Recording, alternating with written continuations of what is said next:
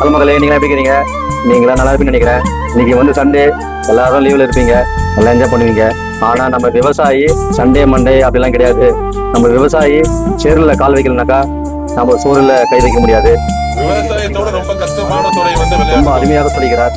விவசாயத்தை விட விளையாட்டுத்துறை ரொம்ப கடினமானதான். அப்படி சொன்னா நம்ம விவசாயிகளுக்கு கோவம் வரும், எனக்கும் கோவம் வரும் அப்படின்ட்டு நினைக்கிறாரு. சத்தியமா சொல்றேன், எனக்கு கோவம் வரல. ஏன்னாக்கா சொன்னவர் யாருன்னு பாத்தீங்கன்னாக்கா மாமியார் கொடுத்த பணத்திலையும் லாட்டரி டிக்கெட்டு வித்து உழைச்சவர். விவசாயத்தை பத்தி பேசுறதுக்கு எந்த ஒரு அருகதையும் கிடையாது. சோறு துண்டவனா இருந்தா இந்த மாதிரி எல்லாம் வந்து பேச மாட்டாங்க.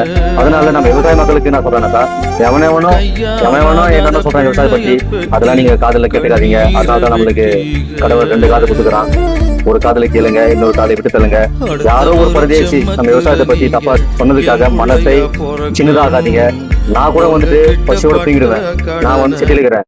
ஆனா ஒரு விவசாயி பசியோட தூங்க மாட்டான். காசு இல்லைனா கூட பரவாயில்ல, விவசாயி கூட கொஞ்சம் சாப்பிட்டு நிம்மதியா தூங்குவான். நீங்க நல்லா கஷ்டப்படுங்க.